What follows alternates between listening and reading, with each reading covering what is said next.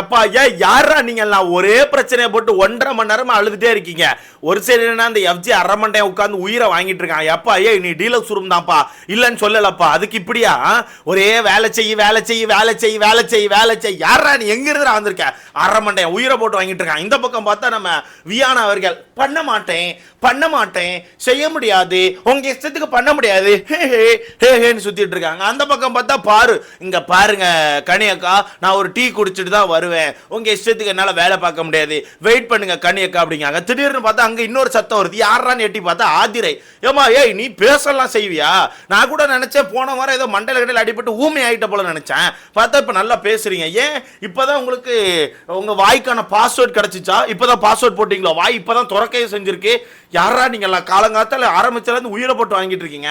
Bro இந்த deluxe ரூமுக்கு எப்போ எஃப்ஜேயும் நம்ம சபரி அவர்களும் போனாங்களோ அதுக்கப்புறமே அவங்க கையில நிறைய பவர் இருக்க மாதிரி, அந்த பவரை இவங்க எல்லாம் யூஸ் பண்ண தெரியாம இருந்த மாதிரி, அந்த பவரை இவங்க தான் கரெக்டா யூஸ் பண்ற மாதிரி உட்கார்ந்து உயிரா போட்டு வாங்கிட்டு இருக்கான. ப்ரோ நடந்துட்டு இருக்கான். சேர் ரைட்டா திரும்பி இருந்தா உடனே எஃப்ஜே பாரு அந்த சேரை எடுத்து போடுங்க அப்படிங்க.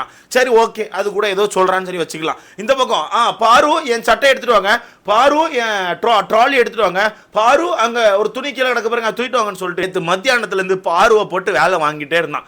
பாரு கூட ஓரளவு ஓகேன்னு சொல்லி நேத்துல இருந்து வேலை செஞ்சுட்டு தான் இருந்தாங்க. எல்லா வேலையுமே செஞ்சுட்டு தான் இருக்காங்க. பட் இன்னைக்கு காலைல எந்திரிச்சல இருந்து அதை எடுத்துட்டு வா, துணியை தூக்கிட்டு வா, இதை எடுத்துட்டு வா, இதை தூக்கிட்டு வா, அதை எடுத்துட்டு வா, இதை தூக்கிட்டு வா அப்படின்னு சொல்லிட்டு என்னத்தலாமோ சொல்லிக்கிட்டே இருக்கான். அந்த எஃப்ஜே பயவுலைக்கு அவன் சீன் ஒன்னு முடிவு பண்ணிட்டான். அவன் கையில பவர் இருக்கு. அந்த பவரை இத்தனை நாட்கள் டீலர்ஸ் ரூம்காரங்க கரெக்டா யூஸ் பண்ணல. இப்ப இவர் தான் கரெக்டா யூஸ் பண்ற மாதிரி சும்மா வேலை வாங்கிட்டே இருக்கான். அப்ப காலைல விஜே பாரு ஆரம்பிச்சோன்னா என்ன சொல்றாங்கன்னா, இங்க பாருங்க நான் வேலை செய்ய மாட்டேன்னு சொல்ல, நான் ஒரு டீ குடிச்சிட்டு வரேன், டீ ஒரு பழத்தெல்லாம் சாப்பிட்டுட்டு வரேன், அப்பதான் என்னால் தெம்பா வேலை செய்ய முடியும். சும்மா நீங்கள் ஒன்றா கூப்பிட்டுட்டே இருந்தால் வர முடியாதுன்னு சொல்லிட்டு விஜே பாரு அவங்களுக்கு பாயிண்ட் வைக்கிறாங்க. அப்போ அந்த இடத்துல கனி அவர்கள் வந்தாச்சு. கனி அவர்கள் லைட்டாக எனக்கு பயாஸ்டாக ஃபீல் ஆகுறாப்புல. ஏன்னா வேலை வாங்குற டீம் வந்து அவங்க கேங்கில் அப்படி இருக்கும்போது கொஞ்சம் அப்படி தான் இருப்பாங்க. அவங்க என்னதான் ஒரு நடுநிலை கேப்டனாக இருந்தாலும் அவங்க நடுநிலையாக இல்லை அப்படிங்கிறத என்னோட கருத்தாக இருக்குது. ஏன்னா ஆப்போசிட்டில் இருக்குது சபரி எஃப்ஜே. அவர் 2 பேரும் ரொம்ப ஃபேவரட்டான ஒரு ஆள் யாருக்கு? கனி அவர்களுக்கு. அதனால டீலக்ஸ் ரூம் வந்து என்ன வேலை சொன்னாலுமே பிக் பாஸ் ஹவுஸ் நீங்களாம் பண்ணணும் அப்படின்னு சொல்லிட்டு பயங்கரமா போட்டு இது பண்ணிட்டு இருக்காங்க. அந்த வகையில் எஃப்ஜே காலில இருந்து உயிரை போட்டு வாங்கிட்டு இருக்கான். அப்போ இந்த பக்கம் பாரு வந்து நான் சாப்பிட்டுட்டு வரேன், டீ குடிச்சிட்டு வரேன் அப்படின்னு கனியவர்கள் உள்ள வந்து ஓகே அவங்க சொல்றது கரெக்ட் தானே, அவங்க ஒரு டீயை குடிச்சிட்டு வரட்டி அதுக்கப்புறம் வேலை வாங்குங்க. சும்மா எல்லா வேலையும் டக்குன்னு செய்ய சொன்னா எப்படி? எல்லா வேலையுமே உடனே செய்ய முடியாது, கொஞ்சம் ஒரு 5 நிமிஷம் ஆகும், 10 நிமிஷம் ஆகும், நீங்க பிடிச்ச பிடியில் அங்கே பிள்ளையை வைக்க முடியாது அப்படின்னு சொல்லிட்டு கனி அவர்கள் அங்கே ஒரு பாயிண்ட் வைக்கிறாங்க. அப்பவுமே எஃப்ஜே விட மாட்டேக்கான். இது சின்ன வேலைக்கா, என்னக்கா நீங்க இப்படி பண்றீங்க, சின்ன வேலைக்கான்னு சொல்லிட்டே இருக்கான். சரி ஓகே ஏதோ சின்ன வேலை நீட்டு இருக்கானு பார்த்தா அங்க ஒரு சத்தம் கேட்குது. அந்த பக்கமா வடக்கு பக்கமா கேட்குது. யாராவது வடக்கு பக்கமா சவுண்ட் விடுறதுன்னு பார்த்தா வியானா கிட்ட போய் ஆதிரி அவர்கள் ஒரு வேலையை சொல்லியிருக்காங்க. நான் ஒரு வேலை சொல்லணும் இங்க வாங்க அப்படி சொல்லி பெட்ரூம் கூப்பிட்டுருக்காங்க. வியானா அவர்கள் எடுத்தடுப்புல நான் வர முடியாது அப்படின்னாச்சு. ஏன்னா வியானாவை பொறுத்த வரைக்கும் ஒரு சோம்பேறி, அது நமக்கு தெரியும். போன வாரம் டீலக்ஸ் ரூம்ல இருக்கும் போதே பெருசா எதுவுமே பண்ணல, சும்மா நல்லா தூங்கிட்டு மட்டும் இருப்பாங்க. காலையில் 11 மணி 12 மணிக்கு எந்திப்பாங்க. இப்போ சீக்கிரமா எழுப்பி போட்டு வேலை செய்ய வைக்கிறனால அவங்களுக்கு முடியல, சோம்பேறித்தனத்தை காமிக்கிறாங்க. பட் எனக்கு ஒரு சில இடங்கள் அது பிடிச்சிருக்குது. என்னன்னா எஃப்ஜேயும் ஆதிரையும் போட்டு செய்யறாங்க, அது எனக்கு பிடிச்சிருக்கு. மற்றபடி சோம்பேறி தான் அது நம்ம வந்து மாற்றுக்கிறதே கிடையாது. பட் அவங்க செய்யறாங்க. யார? எஃப்ஜேயும் ஆதிரையும் போட்டு செஞ்சுட்டு இருக்காங்க. இதுல ஆதிரை அவர்கள் போயிட்டு வியானா ஒரு வேலை இருக்கு வா அப்படின்னு கூப்பிட்டோன்னே வியானா அவர்கள் வந்து வரமாட்டேன்னு சொல்றாங்க. நீ எல்லாம் வர முடியாது, நான் ஒரு 5 நிமிஷம் ஆகும், என்ன வேலைனாலும் ஒரு 10 நிமிஷம் கழிச்சு வரேன், உடனே என்னால் வந்து செய்ய முடியாதுன்னு சொல்லிட்டு அவங்க வந்து அப்படின்னு சொல்லிட்டு முடிய தூக்கி போட்டு வந்து நின்னாச்சு. அந்த சீன்ஸ் எல்லாம் பார்க்கும்போது எங்கேயோ பார்த்துருக்கேன் அப்படின்னு மாதிரி எனக்கு ஒரு தாட்ஸ் வருது. மேபி உங்களுக்கு வந்திருக்கலாம். அப்படி ஒருவேளை உங்களுக்கு வந்துருந்துச்சுன்னா மறக்காம கமெண்ட்ல போடுங்க. ஏன்னா அவங்க பண்ற நிறைய விஷயங்கள் எனக்கு அப்படிதான் ஃபீல் ஆகுது. கேமராவை பார்த்து இப்படி பண்ணுறது, அப்புறம் முடிய தூக்கி போட்டு அப்படின்னு போய் உட்கார்றது, மேபி அது அவங்களோட உண்மையான கேரக்டராக கூட இருக்கலாம். பட் இதுக்கு முன்னாடி சீசனில் அந்த மாதிரி ஒரு விஷயத்தை பார்த்ததுனால டக்குன்னு நம்ம மைண்ட் வந்து அங்கே தான் போய் கனெக்ட் ஆகுது. யாரை சொல்கிறேன்னு கண்டிப்பாக உங்களுக்கு தெரிஞ்சிருக்கும்னு நினைக்கிறேன். அந்த வகையில் செய்ய மாட்டேன்ட்டு இருக்காங்க. ஆதிரை கடந்து காத்துறாங்க. என்ன வேலை செய்ய மாட்டேன், நாங்கள் எந்த வேலை சொன்னாலும் செய்ய மாட்டியா, நான் என்ன வேலை சொல்கிறேன்னு முதல் ஒன்று தெரியுமா, என்ன செய்ய மாட்டேன்னு சொல்கிறேன்னு சொல்லிட்டு பயங்கரமாக கத்திட்டு இருக்காங்க. இந்த பக்கம் பார்த்தா கனி அவர்கள் ஒரு வழியாக பேசி விஜய் பாருக்கு ஒரு 5 மினிட்ஸ் டைம் கொடுங்க, ஒரு 10 மினிட்ஸ் டைம் கொடுங்க, கொடுங்க, அவங்க எல்லா வேலையும் முடிச்சுட்டு வரட்டு, அதான் அவங்களோட பர்சனல் ஒர்க், சாப்பிட்டுட்டு காப்பி கிப்பி குடிச்சிட்டு பொறுமையாக வரட்டு, வந்தோன்னே எல்லா வேலையும் வாங்க ஆரம்பிங்க, டக்குன்னு எல்லா வேலையும் செய்ய சொல்ல முடியாதுன்னு சொல்லிட்டு சொல்கிறாங்க. ஏன்னா விஜய் பருவ பொறுத்தவரை சின்ன சின்ன வேலைகளை செஞ்சுட்டு தான் இருக்காங்க. இந்த ட்ராலி எடுத்துகிட்டு வர சொல்கிறது, துணி எடுத்துகிட்டு வர சொல்கிறது, இந்த மாதிரி வேலைகளை விஜய் பாரு கரெக்டாக தான் செய்கிறாங்க. ஏன்னா அவங்களுக்கு தெரியும் ஒரு டாஸ்க்குன்னு கொடுத்தா சின்னதாக இருந்தால் நம்மளால் பண்ண முடியும், ரொம்ப பெருசாக ரொம்ப எல்லையை தாண்டும் போது அவங்க அந்த இடத்துல ஒரு ஸ்டாண்ட் பண்ணி ஒரு கண்டென்ட் கிரியேட் பண்ணுவாங்க. அந்த வகையில் விஜய் பருவ பொறுத்தவரைக்கும் ஓகேவா தான் இருக்காங்க. பட் வியானா அவர்கள் தான் தன்னோட சோம்பேறித்தனத்தை மறைக்கிறதுக்கு பண்ண முடியாதோ பண்ண மாட்டேன் செய்ய மாட்டேன் லாலா லாலா அப்படின்னு சொல்லி சுத்திட்டே இருக்காங்க. இதுல ஆதிரை அவர்கள் கடந்து சண்டையை போடுறாங்க. அடுத்த கனி அவர்களை கூட்டாச்சு, கேப்டன் சாரி தலை இங்க வாங்க தலை, இவங்க வேலையே பண்ண மாட்டேங்காங்க தலை அப்படின்னோடனே வியானா அவர்கள் தலையை போட்டு புழக்கிறாங்க. பண்ண முடியாதுங்க, ஒரு 5 நிமிஷம் டைம் கொடுங்க, சும்மாலாம் என்னால் பண்ண முடியாது, டப்புன்னு இவங்க சொன்னால் நான் பண்ணணுமா, அப்போல்லாம் பண்ண முடியாது, எல்லா வேலையும் நான் பண்ணிட்டு தான் இருக்கேன், அவங்க எங்களை போட்டு வேனுக்குன்னு வேலை வாங்குறாங்க, அதனால நாங்கள் பண்ண முடியாதுன்னு சொல்கிறாங்க. இந்த இடத்துல நான் வியானா அவர்கள்ட்ட ஒன்று கேட்கணும். லாஸ்ட் வீக்கு விக்ரம் உங்க ரூம்க்கு வந்தப்போ வேலை வாங்கும் மட்டும் நல்லா சுகமா இருந்துச்சோ, விக்ரம போட்டு என்னென்ன வேலை வாங்கினீங்க அந்த மாதிரி நடிச்சு இது பண்ணுங்க, பெருக்கிற மாதிரி இது பண்ணுங்க, ரோபோ மாதிரி இது பண்ணுங்க, அப்போ மட்டும் உங்களுக்கு ரொம்ப சுகமா இருந்திருக்கும். ஏன்னா வேலை செய்யறது வேற ஒருத்தன்ல, இப்போ இவங்கள வேலை செய்ய சொன்னோன்னே அவங்களுக்கு அது முடியல. இப்போ அங்கே பெருசாகவும் எதுவுமே சொல்ல, அந்த துணி எடுத்துட்டு வாப்பா, அந்த ட்ராலி எங்கே உருட்டிட்டு வாப்பா, இந்த சேரை லைட்டாக நவுட்டி போடுப்பா, இதை தான் அங்கே டாஸ்க்காக கொடுத்துட்டு இருக்காங்க. அதையே பண்ண முடியாது, நான் எதுக்கு பண்ணணும், பண்ண முடியாதாக்கும் அப்படின்னு சொல்லிட்டு பயங்கரமாக சண்டையை போட்டுட்டு இருக்காங்க. எதுக்குன்னு கேட்குறேன். பட் ஒன்று நல்லா தெரிஞ்சு போச்சு, இவங்க எஃப்ஜேயை வச்சு செய்கிறாங்க, எஃப்ஜேயும் ஆதிரையும் வச்சு செய்கிறாங்க. ஏன்னா எஃப்ஜேயும் ஆதிரையும் சும்மா வியானாவை பார்த்து கேம் புரியாமல் என்னத்தையா பண்ணிட்டு இருக்காங்க, நடிக்காத நீ நல்லா நடிச்சுட்டு சுற்றுற அப்படி இப்படின்னு சொல்லிட்டு நிறைய வார்த்தை விடும்போது வியானா அவர்கள் கவுண்டர் மேலே கவுண்டரை கொடுத்துட்டே இருக்காங்க. நடிக்கனா உன்னை விட நான் நடிக்கலை சரியா அப்படின்னு ஆச்சு.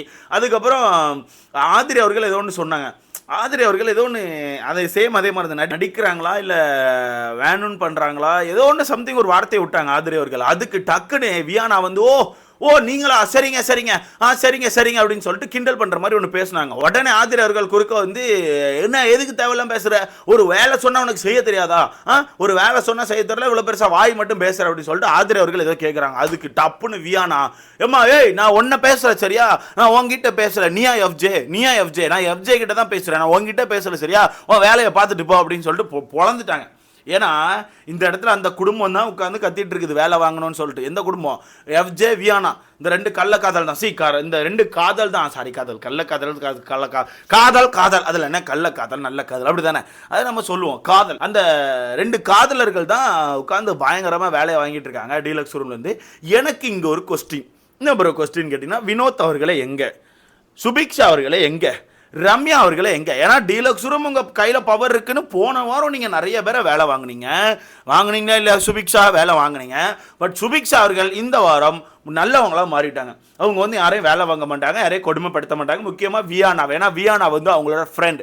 ஸோ இவங்க வியானாவை டச் பண்ண மாட்டாங்க. வியானாவை யாராவது டச் பண்ணால் கூட சைட்லேருந்து பார்த்துட்டு இல்லை அப்படி பண்ணியிருக்க வேண்டாம், அவ்வளோ பெருசாக போயிருக்க வேண்டாம்னு சொல்லிட்டு சுபிக்ஷா அப்படியே பேக் அடிச்சாச்சு. ரம்யாவை காணும், வினோத் அவர்களை காணும். ஸோ மொத்தத்தில் இப்போ ஒரு டீம் பதுங்க ஆரம்பிச்சிருக்குது.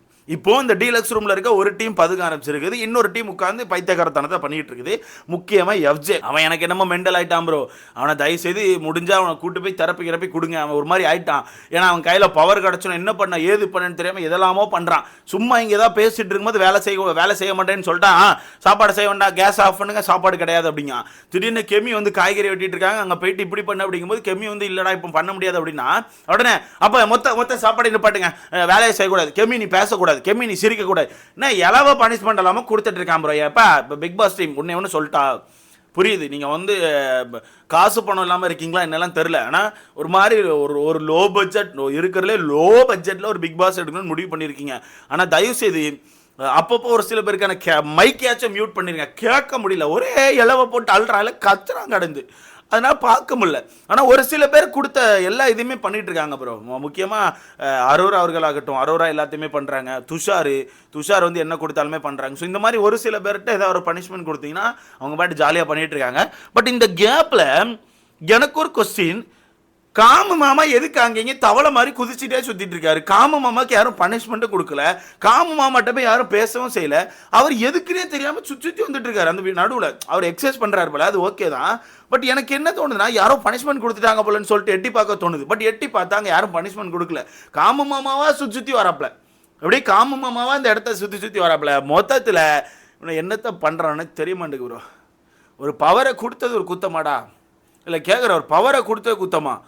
உயிரா போட்டு வாங்கிட்டு இருக்கான் ப்ரோ அந்த எஃப்ஜே பயவுள்ள. அது தயவுதே மக்களே உங்ககிட்ட வேண்டி விரும்பி கேட்டுக்கிறேன். இந்த வாரம் நாமினேஷன் ஃப்ரீ வேறு வாங்கிட்டானே, உங்ககிட்ட வேண்டி விரும்பி கேட்டி மட்டும் நான் என்ன பண்ண ஒன்றும் பண்ணுறதுக்கு இல்லை. பட் நீங்கள் சொல்லுங்கள் ப்ரோ, எஃப்ஜே ஆதிரை இந்த ஜோடி வந்து ரொம்ப ஓவராக போன மாதிரி எனக்கு ஃபீல் ஆகுது. பட் ஒரு சைடு பார்க்கும்போது உங்களுக்கான பவர் யூஸ் பண்ணுற மாதிரி இருக்குது. பட் எஃப்ஜே வந்து கொஞ்சம் ஓவராக தான் போகிறாப்புல. சும்மா அதை செய் இதை செய், சேர் இப்படி திரும்பி இருந்தால் இப்படி திருப்பி போடுன்னு சொல்கிறதுலாம் ரொம்ப தப்பு. தப்பு மீன்ஸ் அதெல்லாம் ரொம்ப ஓவராக இருக்குது. ஸோ பார்க்கலாம். ஆதிரை அவர்களுக்கு இப்போ தான் வாய் திறந்துருக்கு, பாஸ்வேர்டு இப்போ தான் கிடச்சிருக்குது. பாஸ்வேர்டுனா எஃப்ஜே இல்லைங்க, எஃப்ஜே சொல்லுங்க, ஆனால் பாஸ்வேர்டு நார்மலாக தான் சொல்கிறேன். ஸோ இதை பற்றி உங்களுக்கான கருத்துன்னு சொல்லிட்டு மறக்காம கமெண்ட்ல அடுத்த பார்க்கலாம். காதல் கேட்குது.